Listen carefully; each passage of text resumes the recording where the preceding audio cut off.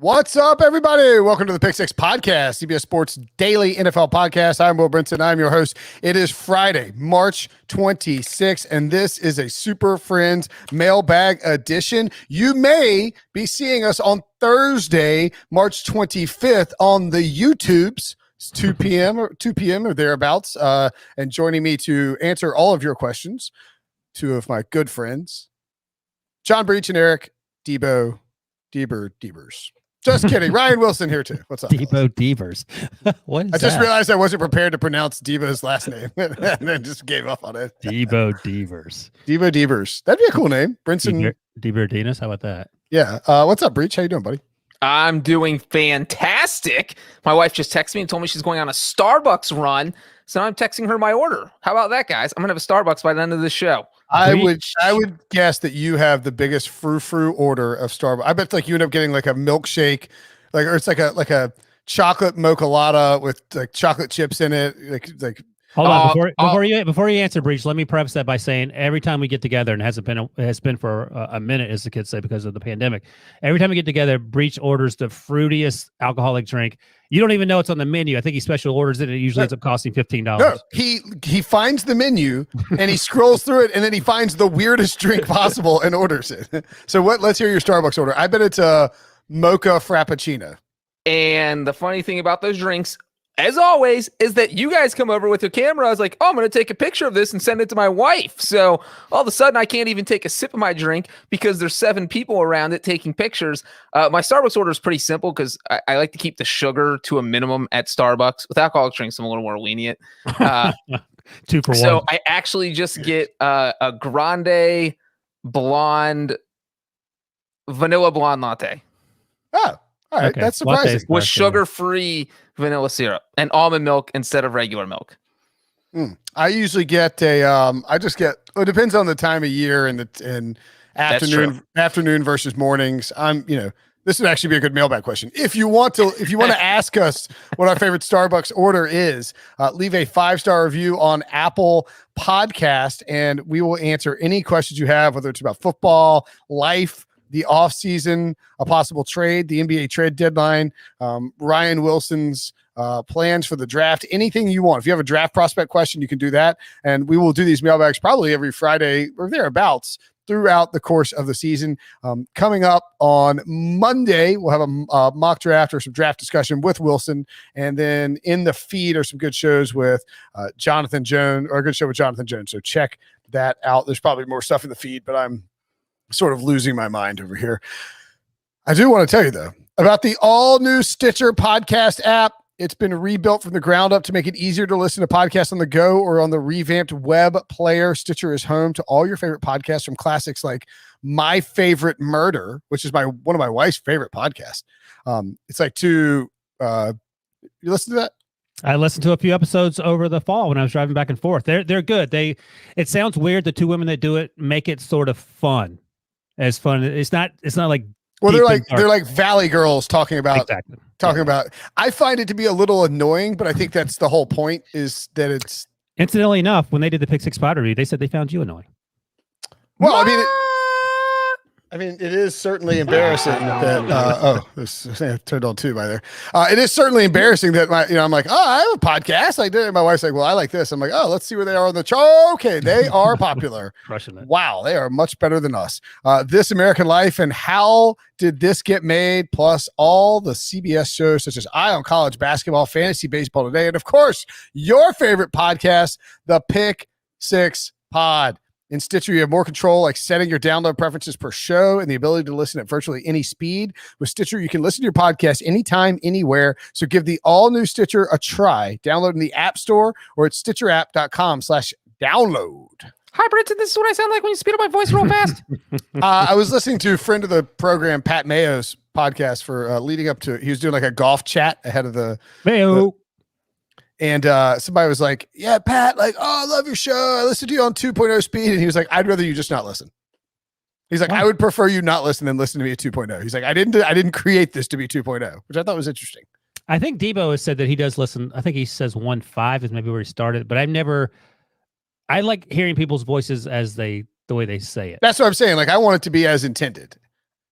But if you're in a hurry, if your job is to listen to podcasts, I guess you have some decisions to make. That's true. Yeah, I just don't know what I would sound like sped up. I guess slow us down. Do us 0.5. And then you Brinson's drunk again. You guys are on 1.5. Like the narrative murder podcast, I get where you want to like let it breathe a little bit, but you guys a news podcast. 2 is crazy. 2 is crazy. 2 is crazy. Can you go higher than 2? Like if you want to get crazy, is there a old Sixers general manager Sam Hinkie said he listened on 3 times speed, which isn't, I don't think, humanly possible. Trust the process. He spent so much time rewinding it to hear what he missed. It takes him twice as long to listen to the podcast. That's right.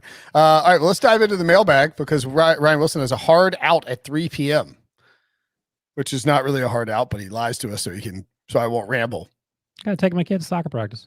It works mostly. Although, to be fair, Brinson asked to start the podcast 30 minutes early, and he was still 7 minutes late. In Brinson's mind, he was 23 minutes early. Right. So, I definitely in my head was like, well, Ryan won't be that mad because I am going to get there early. Like we're going to start it early and not be forcing it through. Best NFL podcast around. Thank you. 7775426 is. I hope that's not your phone number. Said, when did it all go wrong for the Texans? Bob. Bill O'Brien was obviously problematic with his trades, but when did Jack Easter Bunny arrive? I love that. That's great.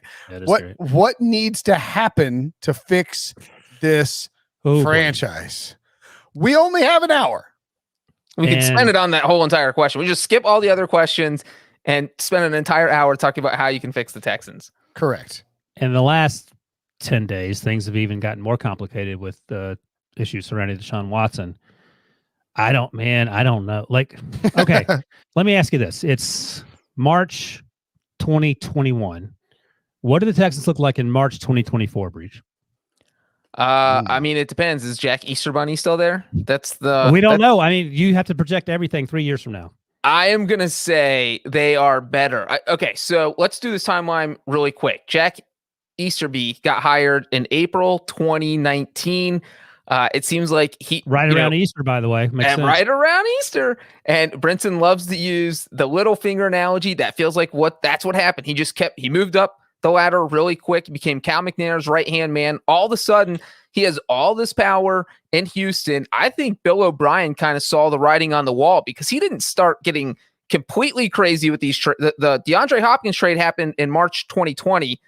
That was after Easterby was already there. And I think, and when Brinson making that face, I'm saying that because I think O'Brien felt that, hey, if we struggle at all this year, I might get fired. And if I'm going to get fired, I'm going to take everyone down with me. So I think O'Brien was a little more open to making these crazy deals because he knew he might not last because of whatever the politics were in the front office at that point. And so it just feels like the front office, because of Jack Easterby's in total disarray. If you guys know how to fix it, you can tell this guy, but I feel like they're on the right path as far as they're flipping their roster, right? Brinson again. They're flipping their roster. They have roughly 30 new players. So what's going to happen next year? Either that strategy somehow works out for some reason, or they're the worst team in football and they get the number 1 pick in 2022. And either one of those are fine. If flipping the roster works, then the new coach looks like a genius, David Culley. Wait a second, Breech. Everything isn't fine when you were going to the playoffs with Bill O'Brien and Deshaun Watson. And now I'm talking about the current state of things. We can't, you can't say everything is not fine compared to last year or compared to Bill O'Brien's heyday. I understand that you can't go backwards, but this is all because of Jack Easterbunny.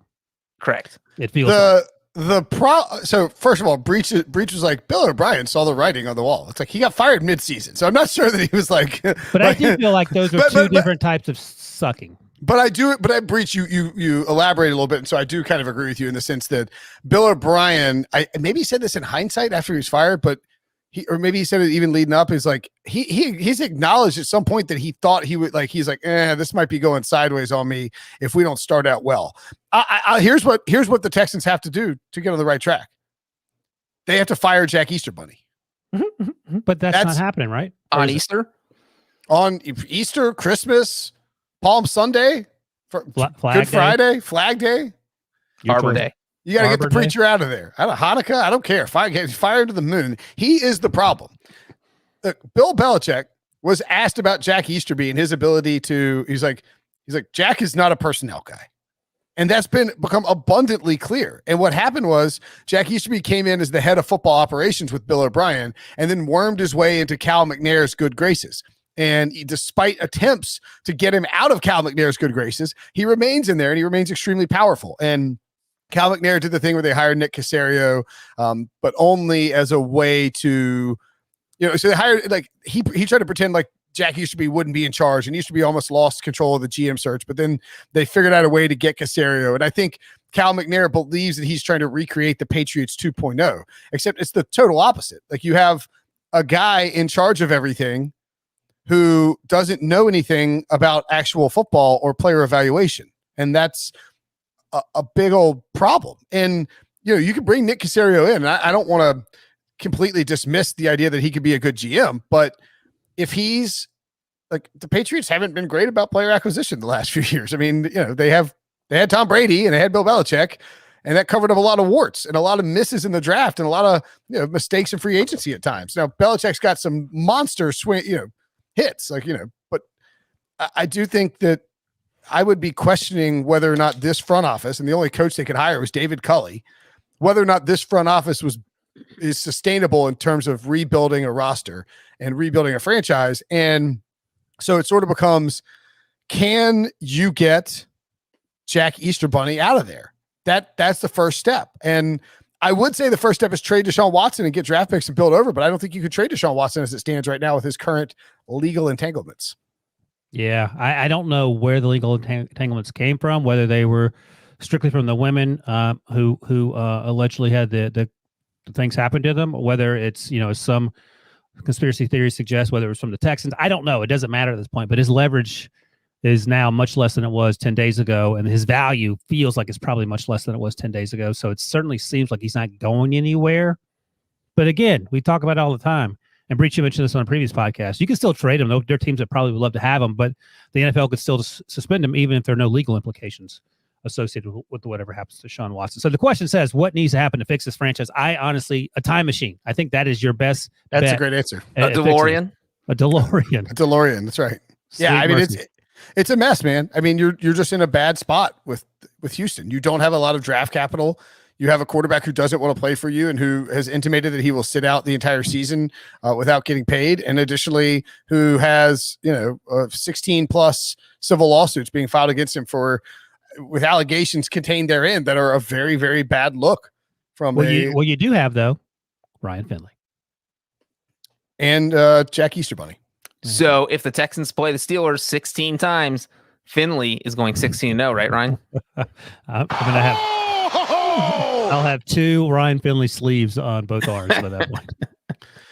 I mean, what I look at this. All right, so this is a roster. Laramie Tunsil's good. They got some younger players on the offensive line, and Titus Howard and Max Sharping.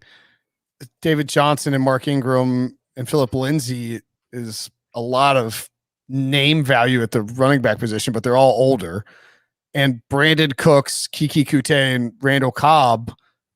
If Deshaun Watson doesn't play and it's Tyrod Taylor and Ryan Finley and AJ McCarron, I mean, this is just a wholly uninspiring roster. But I mean, the crazy thing is that offense isn't horrible. Like, it's definitely not a top 5 worst offense in the NFL. And if you put Deshaun Watson in there, which we can't, I don't think they have an offensive coordinator, do they? Yeah, Jack Easterbunny. He just does it. Oh no, it's Tim Kelly. Tim Kelly. It's that's right. They promoted him to OC because he's Deshaun Watson's boy. He was the quarterback's coach, and Deshaun was like, "You have to keep Tim Kelly," and so they promoted him to OC. Sorry, and that might not even help. Yeah, I mean, what is this not a bottom 5 offense? Here's the thing: if Deshaun Watson ends up playing in Houston next year because of whatever reason, legal entanglements or otherwise, I think this team could go 8-8 in that division. I think if Deshaun Watson is playing for this team, they can certainly make the playoffs. That's just how good Deshaun Watson is. At that point is the defense, not the offense. Because you mentioned that the running backs that they signed, Lindsey's still young. They got a little offensive line help. They got Marcus Cannon. They got Chris Conley, the wide receiver, to add some depth there. They did sign a bunch of guys on defense. Shaq Lawson, Malik Collins, Derek Rivers. So maybe there's a chance that they can get a little better there. But even if they're middle of the road defense, they maybe with Deshaun Watson, they're not terrible, in which case that's worst case for Texans fans because that means Easterby's not going anywhere. Yeah. Oh, it's true. But I agree with the take that they could be good if Watson's the quarterback. But there's just you have no idea what's going to happen because we get to July and the Texans could call up Deshaun and say, look, man, we tried to trade you, but nobody wanted you. Or they weren't offering, they're offering 2 second-round picks because of your legal situation. We're not giving you away no matter what your legal situation is. So you can either play for us or not play for anyone. At that point, Watson might say, well, I don't have a choice. I was going to sit out the season, but now I'm stuck here. Well, so I'm going to play. And part of the problem too for it's the problem for the Texans. The issue is that once you get past the draft, okay, and if you trade Deshaun Watson after the draft, whoever you're trading him to is going to give you future first-round picks back. But those future first-round picks, the selection number will be determined by Deshaun Watson. Right. So it's like if you're the Texans and you want to trade him, you have to get rid of him now and get 2, 3, 8, 9, 12 back. So that way you can attempt to get a quarterback, or at least, maneuver in the draft and acquire more assets. Like you have to get the maximum number of assets back. And so you're just, unless it's a situation where the Jets, and I don't know if you can do this if you're the Jets, where the Jets are like, all right, we'll draft Zach Wilson. We like Zach Wilson, but we think we can trade Zach Wilson and future first to the Texans for Deshaun Watson. It's not a trade. But I mean, that's a pretty ballsy, aggressive game of chicken to play. Like you don't feel like something that Joe Douglas would probably want to do, given that he's in the middle and Robert Saleh's in his first year. Yeah, you don't do that. You either if you're the Jets, I sort of think the Jets might have moved on from Deshaun Watson at this point, and they're like, all right, we got to make a decision: Sam or Zach or Justin Fields or whoever, Trey Lance, Mac Jones. If you want to keep your brand strong, keep the dream alive. So yeah, I mean, it's the Texans. I can usually talk myself into fixing just about any franchise in the offseason, and I just can't get there with the Texans until we know what the deal is with Deshaun Watson and until we see how that ends up playing out. 5-star and a mailbag question from Robinson KR12 via Apple Podcast. I started listening to your show when I was deployed during the beginning of 2020. I've listened ever since. Thank you for your service. We appreciate you listening. Love the analysis, beer suggestions, and love the North Carolina guys. Go Pirates. All right. You know what? I take it back. I take back all that. I'm just kidding. ECU guy. That's, down east near Jeff Blake fan. That's right. Big Jeff Blake fan. My brother went to ECU, so I like ECU. Question: with the Bucs bringing the band back together, what are healthy expectations for this upcoming season? Also, what holes can they fill in the draft, Ryan? Let me see. I was reading something else. Let me see what we're doing. Breech, you're the draft. Oh, so here's the thing. I thought it was the Bucs. I want to double check before I went in on that. They've done a lot. It's funny when you go back and watch the Bruce Arians Super Bowl parade where everyone was having a great time and Tom Brady was throwing trophies all over the place. In between the F-bombs, Bruce Arians basically said everyone's coming back, and it feels like everyone has come back. I think, and Ndamukong Suh signed the other day. Antonio Brown's the only guy. Right. And playoff Lenny. So everyone else is back. Chris Godwin got franchised. So it seems like they don't have a lot of huge needs. And the mock drafts that I do every single week, I've had them, I think last week I had them taking a running back. Let me verify that. And I had them taking Najee Harris, which I love it. Before that, I had them taking Travis Etienne the week before. Before that, I had them taking a linebacker, but that was only because I wasn't sure what was going to happen with Devontae. Levante David, who's signed a 2-year deal. He's coming back. Perhaps an edge rusher, maybe. I mean, they got Shaq Barrett back as well, though. Maybe you get another edge rusher. There aren't a lot of needs on this team. I've actually seen some scuttlebutt about maybe even taking if someone like my boy Mac Jones fell to 32, should the Buccaneers take him? I wouldn't, because Tom Brady's going to play for 5 years. But that's also something you could put on the table. I'm going to push back on that. I don't think it's impossible if they love a quarterback prospect and they check with Brady about it and Brady's cool with it. But their maneuverings this offseason, extending Donovan Smith, bringing all the guys back, franchising Chris Godwin, all the stuff you mentioned, that is designed around attacking the Tom Brady window for as long as he is there and playing well. And so I really think that they are going to just keep trying to add impact players and pick up as many Super Bowls as they possibly can. Yeah. What about a receiver, Ryan? I mean, obviously you have Mike Evans and Chris Godwin, but the big receivers were dealing with some health issues last year. They haven't re-signed Antonio Brown yet, so maybe another offensive weapon for Brady. I know you mentioned running back, but I don't think a receiver would be crazy at 32. Yeah, no, that's actually a good point too, Breech. I mean, they have Mike Evans. You mentioned they franchise Godwin. They have Tyler Johnson, all the things you talked about. But yeah, if someone like Rondell Moore, who played at Purdue but only played 7 games the last 2 years, and here's the thing about Rondell Moore, he's sort of like a miniature version of Tyreek Hill, which is sort of funny to say because Tyreek Hill isn't that big, but he's 5'7" in his pro day, but he had a 42-inch vertical and ran a 4.29, and he is much more than a workout warrior. And like in that offense, or an offense like Green Bay, or an offense like Kansas City, even, it just feels like, you're just stealing having someone that good. And if you bring in a receiver that insulates you in case Chris Godwin leaves after the franchise tag season. Yeah, and it sounds like that maybe AB isn't in their immediate plans. I know that Russ Wilson was talking about reportedly, or maybe actually on the record, he would like AB, but that's the only player that's not coming back to the Super Bowl team, and he didn't play. I think AB is coming back to the Bucs. It doesn't matter, is my point, though. I mean, when he first started there, the first 5 games, I think they lost all those games, or 3 or 4 games, whatever it was. And then, he was a contributor at the end, but that defense is what took over, and Tom Brady playing like Tom Brady once they got back to the Packers. I would also say that I think there's like a 65% chance, and maybe even higher, that the Buccaneers signed Godwin to a long-term extension before the franchise tag deadline to do so in late July, because he's $16 million against the cap, second biggest cap hit behind Mike Evans. They can, and you know what? I think they freed up. I don't know that Spot Track is included. Oh yeah. So Donovan Smith, they signed to an extension too. So their cap number they haven't added that in. So that cap number they should have more cap space, and his cap number, I would assume, is well, and reduced. They signed Ndamukong Suh. Did they have that in there? I don't think either of those deals that's not included in there. I don't think either of those deals are official yet. It's just going to happen.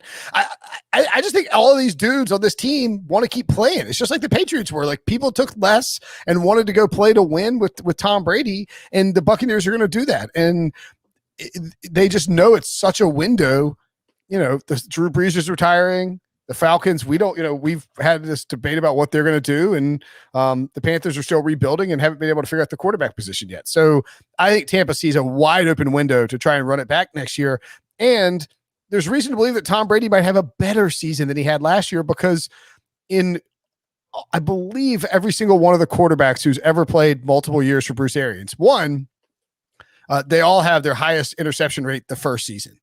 But 2, they all have their breakout best year in the Arians system in year 2. Like, it happened with Big Ben, Luck. I can't remember, Peyton was 1 year or 2 years with him. But Carson Palmer. Yeah, I mean, like, it's just how it works. Like, you get the grasp of that offense. And so I wouldn't be surprised if the Bucs had a much better offense in 2021 than they did in 2020, when they were very good. But there were some hiccups for the Bucs. I mean, it was a wild card team that just got hot late. Yeah. So are there expectations? Should that be that? I think anything less than the Super Bowl is a disappointment. Yes, anything less than. I mean, obviously weird stuff can happen in the playoffs. We've seen those Saints teams 13 wins and 3 years in a row. I mean, it happens to the Packers, courtesy of the Bucs, and the Saints, courtesy of the Bucs too. But I think anything short of a Super Bowl, that everybody in Tampa would say, we had a good season, but it's a disappointment.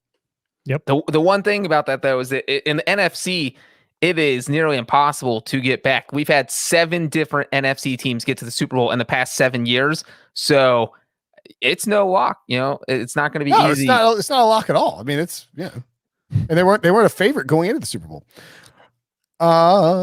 Reach the state in the obvious. Mailbag, Buffalo Trace Part 2. This is from Colts and Bourbon, who our buddy who offered to send us some Buffalo Trace from Indianapolis, or give us some at the Combine, like a meetup or something. He said, since you guys won't be in Indy this year, I'd be willing to send you a bottle of Buffalo Trace. Yes, please. Probably send it to my house first, and then I'll give it to Brinson, and he can give it to Wilson. Send all 3 here, and I'll make sure that those guys get them. Toss one in for Debo. You're gonna get the seal is broken and it's full of apple juice by the time you get it. Just kidding. I wouldn't drink Wilson and Breech's bourbon. I would. My question is, why do you guys seem to rail on teams like the Colts, who have tons of cap space, for not spending tons in free agency. When they never have to cut their best players, it can be competitive in signing their talent back. Teams like the Patriots have constantly been cheap in free agency and get tons of credit for it, but the Colts do similar tactics, and they get grouped in with teams like the Bengals, who are just cheap and never spend money on any players ever. I know it's boring football when teams with money don't ever spend, but it's why the Colts have the roster talent and depth that they have. I don't do we rail on the Colts? I was like the biggest Colts fan, and I was the biggest Colts fan of football last year. I think Chris Ballard's one of the 5 best GMs in football. Like he's done an awesome job of keeping their cap clean. Like they have a loaded roster, and he drafts well. They have multiple blue chip players, and they have tons of cap space, but he doesn't want to burn the cap space. And they're a team that likes to keep cash to cap pretty close together. So, I mean, maybe that's the general sentiment. I would say on this podcast that nobody is blasting the Indianapolis Colts, except, well, it may be like maybe our buddy Colts and Bourbon feels like we turned on him with Carson Wentz getting there. Well, I think that what maybe he sees is that from a national perspective, that the Colts kind of some raised eyebrows because Indianapolis went into free agency with top 5 money. You know, we heard Robert Kraft say, this is the one year where if you had a ton of money, you need to spend it because there was a market inefficiency because you're not bidding against other teams. That's one of the smartest owners in the NFL. And so why aren't the Colts doing something like that? So I think that's what a lot of Colts fans might have been wondering. And Brinson, you hit the nail on the head. You know, like Chris Ballard's made so many good decisions, but I think the reason the Colts don't get credit for what they do and the Patriots do, you know, because the Patriots are usually stingy except for this year, is because the Patriots have Super Bowls to show for it. And that's really what it comes down to. If you win a bunch of Super Bowls, whatever strategy you're using is going to get a ton of credit and be lauded by everyone. Whereas the Colts, as smart as they have been, they only have 1 playoff win over the past 6 years. So you have people saying, look, you can't advance in the playoffs. What if you're just 1 player away? Why don't you just sign this one big free agent? And that's what's not happening. So I do see why maybe fans and a few people are frustrated that the Colts aren't spending their money. But, you know, Chris Ballard's been pretty smart. I agree. Go ahead. Sorry, go ahead. No, I think we are pretty pro Colts on this podcast. Brinson, you mentioned you're down on Carson Wentz, but I'm middle of the road on Carson Wentz, and Breech is high on Carson Wentz. So I think that it evens itself out. But I have no issue with them re-signing T.Y. Hilton. It's a lot of money, $8 to $10 million, but he knows the system, and maybe they feel like he's a good fit for Carson Wentz. And Xavier Rhodes is coming back for another year. He had a really good sort of find himself year in Indy last year. That makes sense. They do have questions at offensive tackle, but instead of breaking the bank for Trent Williams, which no one could afford outside of San Francisco, even though with all that salary cap space, they got Sam Tevy, who started a bunch of games last year for the Chargers. And you know, I trust Chris Ballard to sort it out. He'll figure it out. I am sure that the Colts would love to have Trent Williams, but I mean, it's 23 million. Trent Williams is basically like, listen, here's what teams are offering me. Will you match it? If you will, I'm in San Francisco. Yeah. And there's nothing you can do about that. They've paid him $23 million. I mean, there's just nothing you could do. I tend to think that it's Chris Ballard probably gets a raw deal because people are expecting, it's like, why are the Colts winning? Why are the Colts winning? Well, you know, Peyton Manning had 4 neck surgeries. They had a disaster year. They draft Andrew Luck. He's awesome for a couple seasons and then retires out of nowhere after, Ryan Grigson and Chuck Pagano and that administration screwed up Luck and cost them multiple seasons. So you're asking Chris Ballard. So then after that, Josh McDaniels gets hired and walks away at the altar. And so Chris Ballard and Frank Reich have basically had to rebuild this program. And to me, there's a lot to be said for in the NFL being a team where you're going into the year and you feel like if things go right with Carson Wentz, the Colts are going to win 10 games, you know, like they have such a high floor if Carson Wentz is good. But you know, if you're Chris Ballard, you took this job and then your franchise quarterback retired and then your coach left. I mean, that's a crazy set of circumstances to try and come back from. And he's managed to get them be a consistent contender and a team that, you know, if they can fix Carson Wentz, look out. I mean, they could be really good. And all doing it while keeping, you know, the salary cap and all that manageable. So I don't think we bash the Colts. Yeah, I don't feel like it. Like Texans fans, yeah, I get that. Raiders fans, yes, absolutely. Bengals fans, 100%. Sure, but that's just a bit. It's uncalled. 49ers fans hate you guys. Who? More Brinson. 49ers fans. Do you remember? That was just that one thing when that guy found a picture of my dead grandfather. That wasn't very cool. Oh boy, I wasn't trying to bring that up. I just meant some YouTube comments earlier in the season. Oh well, I mean, somebody did do a thing with a picture of my dead grandfather from Facebook, which is pretty cool. Mailbag from Mason Hawthorne. Love the pod. I can't believe Will didn't gloat more about his epic Hunter Henry to the Patriots call. I can't either. Wilson is my favorite because he babysits Breech and Brinson and schools him with sarcasm. First of all, we need his pick six shirts with those designs. Wilson with the Ryan Finley tattoo, Dickie V dunking on Brinson. Yes. That's pretty good, actually. Oh, like a picture of Dickie V just throwing one down with a posterization. There you go. I was going to say a word for his, Dipsy-doo, dunkaroo. When you dunk on somebody, you know what you do. Oh yeah. You hang your hang your shingle out, so to speak. Yes. Your onions are on their counter. Secondly, here are my two questions. If you were NFL commissioner for a day, what rules would you change on or off the field? If you were a GM of any team, what moves would you have made in free agency? My team is the Rams. What would you have done differently this year? Well, one of you guys want to go first? I don't want to hog the spotlight. 2 rules. If I'm the commissioner, every play is reviewable. Put a camera down the goal line. Done and done. I mean, what are we doing? Or $14 billion pylon business. cam. No. Every stadium equipped with high level. And I'm with you on that. The other thing I would do is stop hating on pylon cam. Well, pylon cam, you don't get the exact straight angle. Everything. You're hating on pylon cam. And I'm going to steal yours, Breech. I'm going to extend the uprights taller so you can get those kicks. My 2 rules. I would implement the Ravens overtime proposal that I hope passes at the owners meeting when they eventually vote on it. And that's just where the bidding process, Team A says, hey, look, you start the 10-yard line. Team B decides if they want to play offense or defense. And my other rule change would be I would have fantasy scoring on actual field goals with a slight difference. Anything over 50 yards is worth 4 points. Anything over 60 yards is worth 5 points.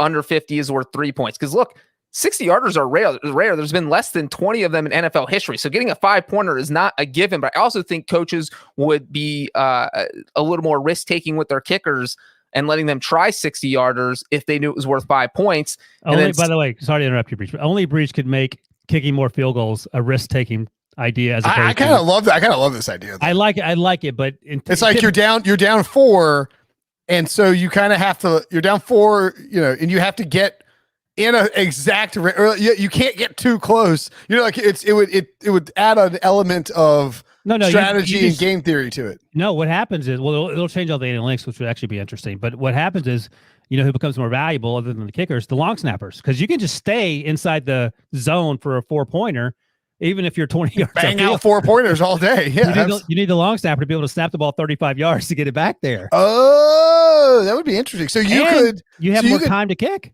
So you could set up your kicker. No, but the field goal is not from where he kicked. Is it from where it is? The distance is from where the holder puts the ball down. Right. So what about this? What about this? What if you're at the 20-yard line and you need 4 points and you're in a regular formation, like a third down, but your kicker sneaks on the field. He's playing a halfback. You don't recognize him. Quarterback takes it. Quarterback and kicker sprint back to the zone. Hold it down. Yeah, look at that. Getting crazy. See, you love this. There you go. See, there's all this new strategy. And I said there have been less than 20 60-yard field goals in NFL history. There's been 23. So it's still a low number. You know who's going to hate this? Pete Prisco. You're messing up the game. He's be like, this is stupid. Learn the game. Do you have another one, Breech, or was that it? I agree with the Ravens overtime rule. Yeah, I like that too. All right, you did okay there on that. I feel goal one. Thanks, Wilson. Oh, we're doing the GM? Yeah, I said I did it simply. Review every play in the goal line. Oh, right. Yeah, I would have a skybox. I would have a skybox official. I think that's critical. And which might happen. I think that's being voted on also. And then I would have said put cameras all over the place. Oh, no, I would change the fumble out of the end zone. Out of the end zone is a touchback. Yeah, I'm okay with that. I don't have a great answer for what I would do right now, but that's what I would change. Yeah, what's your dumb answer? How to fix it? No, I think it should stick. I was the one that was on board with it. I think originally I thought it should change. I think I'm with you. I think I'm fine with it the way it is. I don't care. What about pass interference not being a spot penalty? How do you like that? I don't like it because what happens is if you throw the ball 30 yards down the field like in college, it's only a 15-yard penalty, and that more reason for the defense to mug people, and that takes away from what the NFL wants in terms of offense. So I don't think you want to give defenders an edge to that degree. Seems fair. What about the GM thing? What moves would you have made in free agency? I mean, obviously, I'll start with this one actually, because it depends obviously on who you are, like what team you are. But since he's a Rams fan, since I'm a Rams fan now this year, after I moved on from the Colts, I will answer that. I mean, I think I really like what Los Angeles did this offseason. I did a lot with a little. Yeah, I mean, they didn't, they put themselves in a bad salary cap situation because of the Todd Gurley contract and because of the Jared Goff contract, and they have, a huge dead cap hit for Goff. But, they traded they traded multiple first-round picks for Jalen Ramsey. They brought in, Leonard Floyd had a breakout year and re-signed him. They have Aaron Donald on the roster. They feel, with Robert Woods and Cooper Kupp and Tyler Higbee and Cam Akers and Darrell Henderson, I feel like they believe their offense can be really good. But the problem was, this relationship between Sean McVay and Jared Goff had completely disintegrated. And I applaud the Rams for being willing to say, F it, we're not going to go with the conservative, traditional route of just writing out this quarterback contract. We're going to eat it. We're going to move on from Goff, and we're going to grab Matthew Stafford and see if that can take us over the top. Because the reality is for these teams, and, Debo and the Eagles can sort of attest that it's not always true. Doug Peterson won a Super Bowl, was fired a few years later. But for the most part, when you're talking about a team that, is this good and has this many stars, you need to make a play. Go win a Super Bowl and nothing else matters. You can get a couple of years respite, but go get the Super Bowl. And so I love the aggression of going to get Matthew Stafford in the trade and saying, throwing caution to the wind and acquiring who could be a Hall of Fame quarterback if he picks up a Super Bowl. Speaking of aggression, I love the Bears signing Andy Dalton, then sending out a tweet that says he's QB1. That's one of the best moves of the offseason. That's a joke. Actually, if I were a GM, I would have, as Nick Casario, traded Deshaun Watson 3 weeks ago. Yeah. And it would have been before all the allegations. Again, we don't know. Can you imagine? I mean, assuming that the allegations are in fact not, a conspiracy manufactured by the Texans. There's merit to them.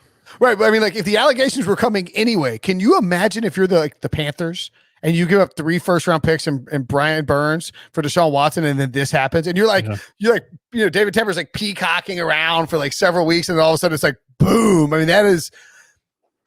Well, there would absolutely be conspiracy theories, because David Tepper would say, "Did you guys know about this? Did you dump them on us because you knew these allegations were coming?" Which the Texans have said they did not know. Right. Yeah. I mean, that would have been a disaster. That would have. You could see the trade being rescinded, as a result. Well, I don't know how. I don't either. I'm just saying it would get. Well, the crazy thing is, so say that's what had happened. The trade went down, say on March 1st, is that the trades can't be finalized until the first day of free agency, which was March 17th at 4 p.m. Eastern. The first allegation came out March 16th at 11 o'clock at night. So there would have been literally 5 hours for the team that just acquired Deshaun Watson to figure out what the heck was going on. No, they would have had 19 hours. Right. Oh, yeah. I guess they would have stayed up all night trying to figure it out. Right. Well, they're not doing the deal. They're remember there was only 3 to start off with. And I think that was the number where people there were questions about it. And obviously Deshaun Watson denied it right away. And that's what he would have done if the team had asked him. And so then you're like, you know what, let's go through with it. He can get through these 3 cases. And then, 24, 48 hours later, all of a sudden he's facing 16 cases, and then you're in deep trouble. Yep. Right. So I would have moved on from him just because we spent the first part of this podcast explaining why this organization is going nowhere. And then if I'm Nick Casario, I'm trying to find a way to get Jack Easterbunny to be reassigned. Jack Easterbunny. It's amazing. Yeah. What about you, Breech? That sounds like a name in Jack Skellington is from Jack Easterbunny needs to be a character in a claymation movie. I would be the Bengals general manager, who does not exist, so I could actually have that position, and I would re-sign William Jackson and Carl Lawson. And I agree with you guys. I like everything the Rams did. They had 0 money. They got Matthew Stafford. They made a couple key signings, and so we've said it multiple times. We are high on the Los Angeles Rams. We're all going to have them in the playoffs. Brinson's going to have winning the Super Bowl. So we are on the bandwagon with you, Mason. Is that Mason? All right. No. Yeah, it's Mason. Mason Hawthorne. All right, let's take a break. When we come back, more mailbag questions. Okay, Sun Devil David writes in 5-star mailbag question, NFL Terminator. Love the pod. Everything from the detailed breakdowns to the random banner is awesome. Question: if you could transport a player from today's game back into early days of the NFL, 60s, 70s, with the idea that they would completely dominate the league, who would you choose to send back, and what player would you want from the past to play in today's league? Ooh, that's a fun question. So I'll start so you don't steal it. I'm sending Tyreek Hill. I want to see how that goes over. You have to use them in the same ways that Andy Reid uses them now. You can't just have them returning kicks or something. But Tyreek Hill, I feel like just about anyone off the Chiefs seems like it would be a good pick. But I'll go with Tyreek Hill just because the things it feels like as we're in pro day season, everyone's now running a 4-3-5. 30 years ago, it felt like a 4-5 was fast for even a running back. Tyreek Hill is running in the 4-2s. And what decade? The 60s? Is that what the reader said? Or did they specify?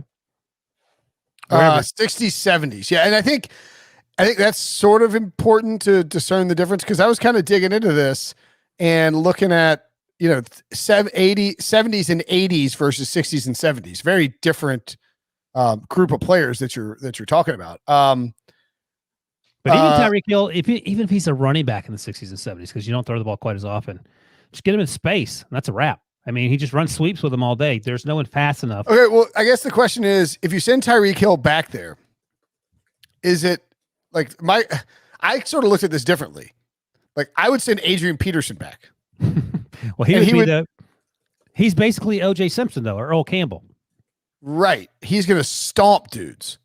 But I'm looking for something different. I don't want the same old. I guess that's what I'm asking. Like, are you sending somebody back who would be great in that decade from here, or are you trying to replicate what's already there, but better? Yeah. Are you trying to replicate, or are you trying to send somebody back who might break the paradigm? And I guess my question is, if you send Tyreek Hill back, does he get used properly? Well, that's what I'm sending back the Terminator. I'm not sending back a better version of what's already there. So I'm sending Tyreek back. Or even like one of you guys may be using this, so I won't elaborate, but even someone like Patrick Mahomes. Imagine that. I think that Cam Newton is a good answer. Oh, and my gosh, yeah. I'm assuming you're sending it back for like the full duration of their career, not like how they are right now. And they have to play to their strengths. They can't go in there and like, if you're Patrick Mahomes, you can't be handing the ball off 50 times a game. That doesn't make any sense. So like, instead of playing in 2011, Cam Newton's playing in 1961, and he is obliterating everybody. Like, you drop Cam Newton in there, those guys. Are we talking about players right now or players in their prime? Like, can I pick? Yes, you can pick Jim Breech, even though he played in the 70s. Well, you're talking about Tyreek Hill. I would send back Lamar Jackson then. Like, okay, somebody who's just as fast. Wait, is Lamar Jackson not in his prime? No. Well, I was going to say Michael Vick, if we could use players not in their prime. Good one, yeah. I think we need to pick people who are active in the NFL. Then Lamar Jackson, I think, would score every time he touched the ball. Well, I think you were in the 60s.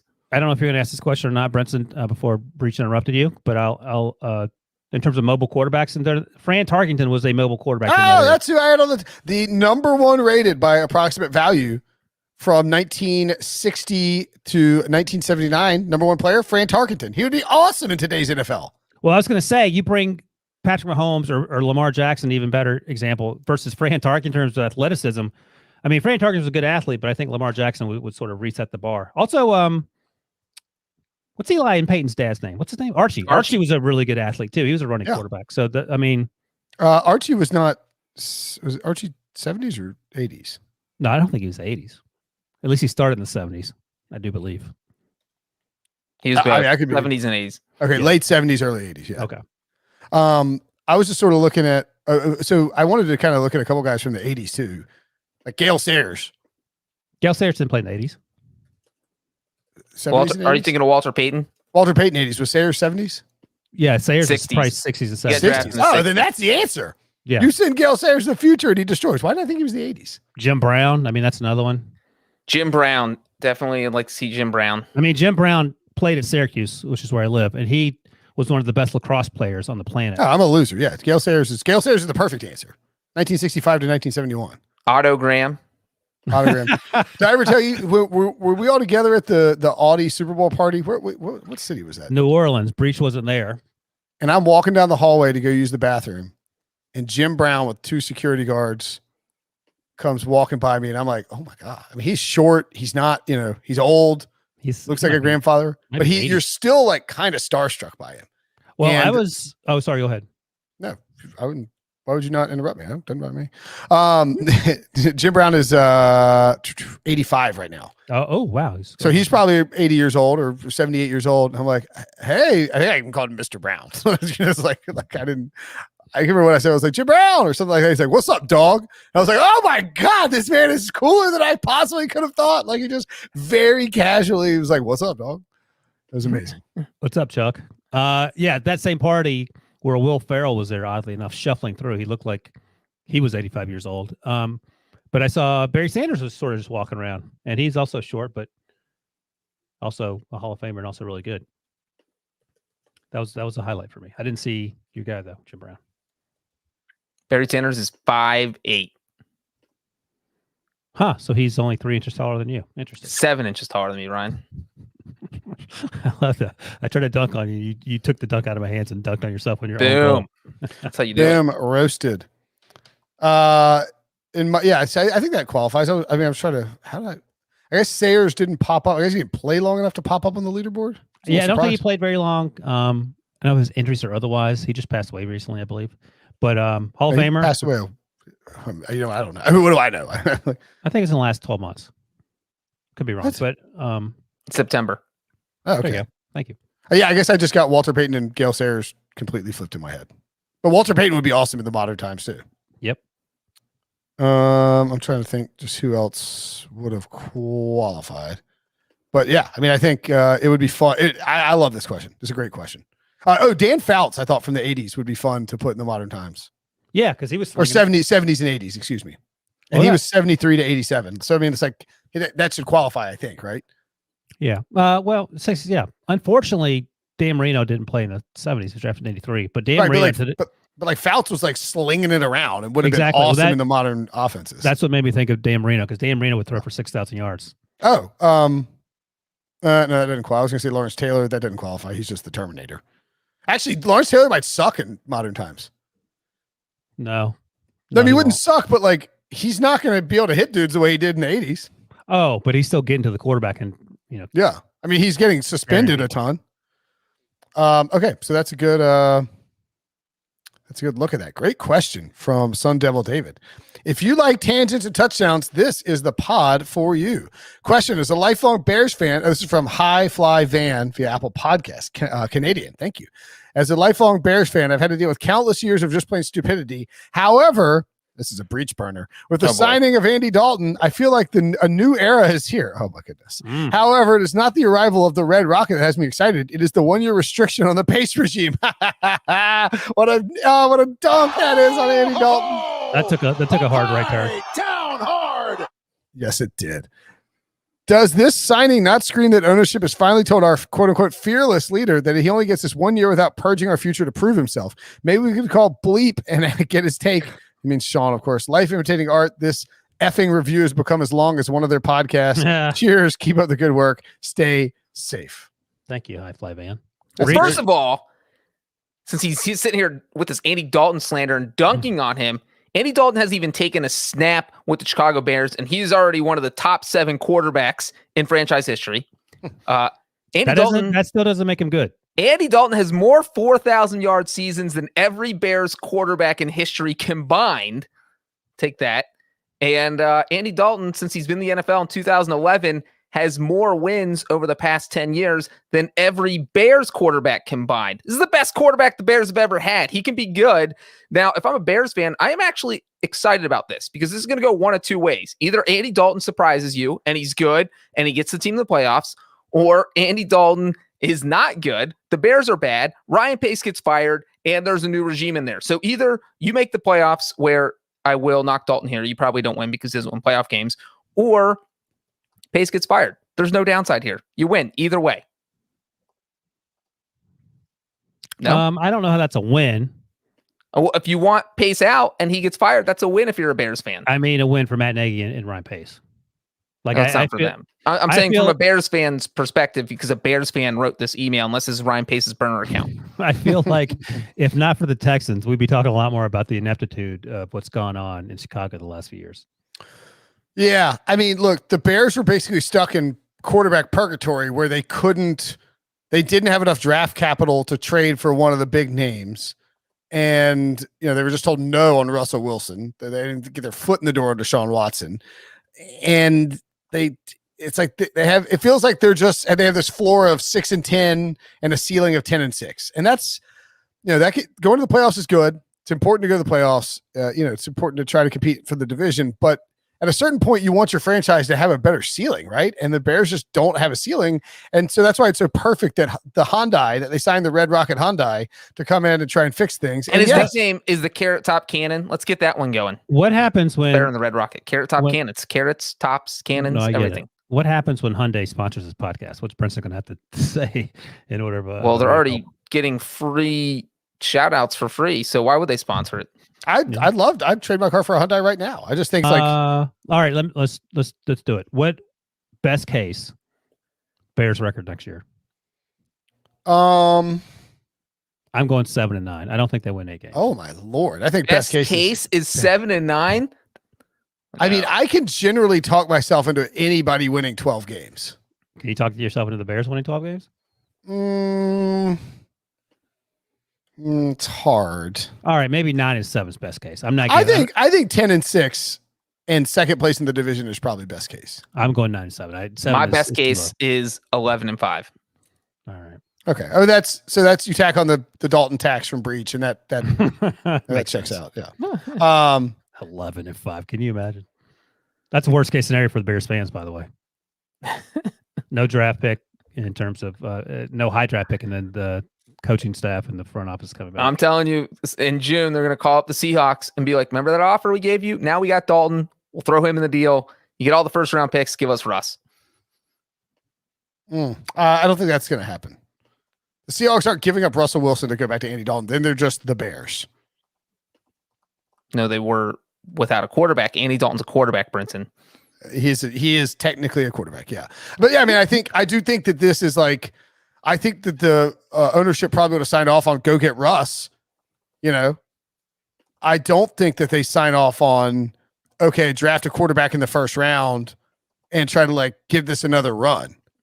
So if the Bears make the playoffs and go 9-7 or better, you have to kind of think they're coming back. I mean, it would be pretty tough to fire Ryan Pace and Matt Nagy if they go to the playoffs 3 out of 4 years. Mm-hmm. And the year where they didn't go, they went 8-8. Like they've quietly done a good job. It's just that it feels like the ceiling is capped. They haven't quietly done a good job. They've quietly won more games than we give them credit for. But the problem is that the personnel moves are just terrible. Like it's just not a whole lot makes sense. And so we'll see how this season goes. If it all falls apart, and I mean, really, the Bears had no business going to the playoffs last year. So we'll see. If it all falls apart this year, then I think they're gone. And I think if they win less than 9 games, we could see Matt Nagy being fired or Ryan Pace being fired, and maybe Nagy keeping his job. It remains to be seen. But certainly, this is a roster on the hot seat. And I think the fact that they had to settle for Andy Dalton, if you are in fact a Bears fan, makes you kind of happy in a weird, all right, maybe this will all collapse kind of way, right? Mm-hmm. Okay.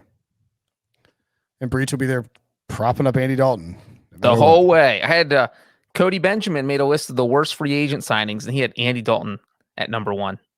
Slap in my face. Ouch. Slap in my face. The madness is in full swing, and the Eye on College Basketball podcast is your audio guide for the entire NCAA tournament. Gary Parrish and Matt Norlander will continue to provide breakdowns and daily recaps as we enter the second weekend of the tourney. If you'd listened to them in the first weekend, you might have had Loyola of Chicago in your Sweet 16 because they said that the committee screwed up and made him an 8 when they should have been like a 5 or even higher. So, worth listening to Gary and old dead leg Norlander, who's called that for reasons unknown to me, since I don't listen to it to like 24. I don't listen to it round the clock year round just because, I'm busy with my podcast. Mm-hmm. Our podcast, excuse me. Yeah, there. If you want the best March Madness analysis, subscribe to the Eye on College Basketball Podcast anywhere you find this show. From Mexico, thank you. Diego Manon says, this podcast is just great. I listen to you guys every day, and I love the show. I live in Monterrey, Mexico. Oh, that sounds incredible right now. Wow. Oh, my God. I'd love to be in Monterey. And now I believe I'm the greatest fan of you guys. Question, as an Eagles fan, free agency has been ... terrific. What is something that may blow your minds that the Eagles could make in the NFL draft? Thank you again, Diego. Hey, Diego. Muchas gracias, amigo, for listening. Very much appreciate that. By the way, you skipped the Steelers question, but that's fine. Oh, I was trying to get the promo in. I'll roll it back. That's fine. No, this is a nice question from Diego, so carry on. Well, I mean, we've talked about the Texans and the Bucks and the I mean, certainly everybody wants to hear about the Eagles now. Yeah. Do you want to go or you want me to? Do you think this is actually a Debo burner account? And he just wants us to talk about the Eagles? Diego, Debo, little brain freeze there. Didn't really switch the name as much as he probably should have. We got him. We caught you, Debo. I mean, I could see Debo being desperate enough to go down to Mexico and use a burner account to sign up for an Apple Podcast thing and leave a review. Sure. That'd be a classic Debo move. All right. So Wilson. So, I mean, he's not asking like what else they might do leading up to it. So I guess you could say that the Deshaun Watson trade would qualify. I don't see that as likely. So what could they do in the draft that would shock you? Take Mac Jones. That would shock me and make Eagles fans, Debo included, very angry. I know Debo's talked himself into Trey Lance. That would actually be shocking too, because Trey Lance is a North Dakota state guy, and we all know that's where Carson Wentz went. So that would be surprising. I mean, it wouldn't be surprising if they took a wide receiver, although they still have some needs on defense. They certainly Anthony Harris is a good get. And maybe they don't even need a quarterback because they did sign Joe Flacco. We haven't talked about that. That's a huge development in Philadelphia. But I think maybe Micah Parsons, because they don't ever take linebackers in the first round. That's one of the other talking points. But up until last year, Andy Reid had never taken a running back, and they took Clyde Edwards-Helaire. So I think for me, it would be someone like Mac Jones at 6, which I would absolutely love. And I'm sure Debo and the rest of the Eagles fans would be so incredibly angry that they may actually march down to Eagles HQ and make their voices heard. Yeah. Well, it would be not surprising if they took Kyle Pitts, right? Didn't you have that in your first mock draft? You saying Mac Jones, mock draft, and your first mock, and Eagles fans just came after you on the Twitters? Yeah, I did it early on, maybe even during the season, because Zach Ertz, who I think is still there, but he may be moved. And then I think Dallas Goedert only has one more year left in his deal, so it's fine. Falcons fans were angry about it too, but again, Hayden Hurst has 1 year left in his deal, and Kyle Pitts is a fantastic player. That would actually be sort of surprising, but I would love it. I think it would make a lot of sense. Wait, we should say Dallas. Who has it 1 year left in their deal? Does Dallas?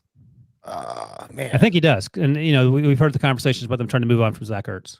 I mean, I think Zach Ertz is done. If he wasn't like such a fan favorite and a popular guy in the city and married to a celebrity, I think he's out. Oh my God. Debo, you there? I'm here.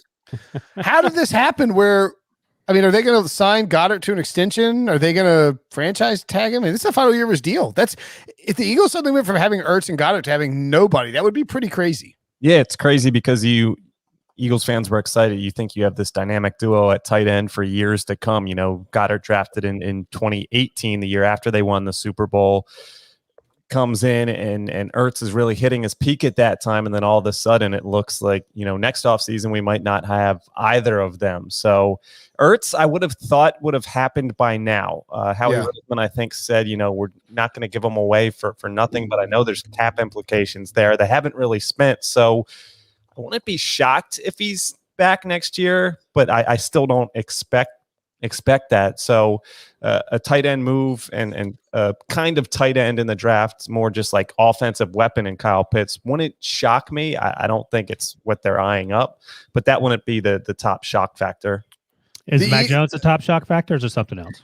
No, it's probably, and I don't understand. I mean, I guess I kind of understand. I don't care about the whole same school thing. Like, whatever. If they both went to Florida or Stanford, like it wouldn't matter. I get it's North Dakota State. They're not known outside of the past 5 years for being a quarterback factory, but like that doesn't bother me. I know it bothers a lot of people. So I think probably because of that, amongst the fan base, each of those would have equal shock factor. Mac Jones at 6 without a trade down would be a 10 out of 10 shock factor. But it would be less shocking than what's his face? Dave Gettleman's quarterback at 6, Danny Dimes. No, more shocking. No, less. Mac Jones at 6. Who else is off the board quarterback wise when Mac Jones gets taken by the Eagles at 6?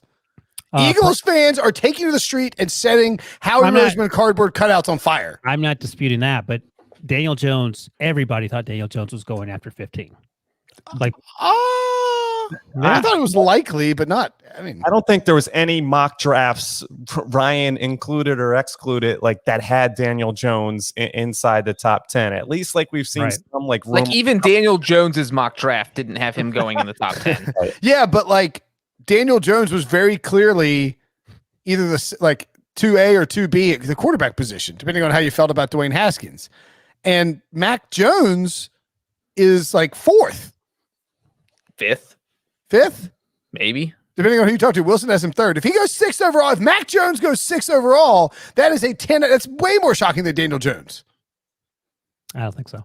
Oh, all right, man. I tell you what, if Goodell, I think it would be interesting if we could like go back and look at like the draft props from that night. I think Mac Jones draft prop is going to be much higher than I feel like that too. Jones was that night. Yeah, that's a good point, Debo. I mean, maybe Wilson's mock drafts. I mean, look, Daniel Jones was surprising at 6. It wasn't surprising the Giants took him. By the way, one man's mock draft has moved Mac Jones from average draft position of 15 to 8, and that's me. Like, no one else is doing it. Maybe that's your point. Which draft selection at number 6 would be more shocking? Should I do a poll? Giants? Giants. But I think you have to couch it in such a way that Giants fans more shocked by Daniel Jones going 6, or would Eagles fans be more shocked by Mac Jones going 6? All right. So in show pick 6 pod debate. Trying to decide. Daniel Jones had the odds to be the 4th quarterback off the board that year. Well, what's Mac Jones? Probably. I don't have so that. Why would he be? Who's the other quarterback? What am I missing? Kyler. Dwayne Haskins was next. And then who was 3rd? And then Drew Lock, and then Daniel Jones. Oh, okay. So that is how Daniel Jones was viewed. He's behind Drew Lock. And that's not like top 10 picks. That's just in what order will these quarterbacks go off the board. Was that 2018 or 2019? I always get the 2019. 2019.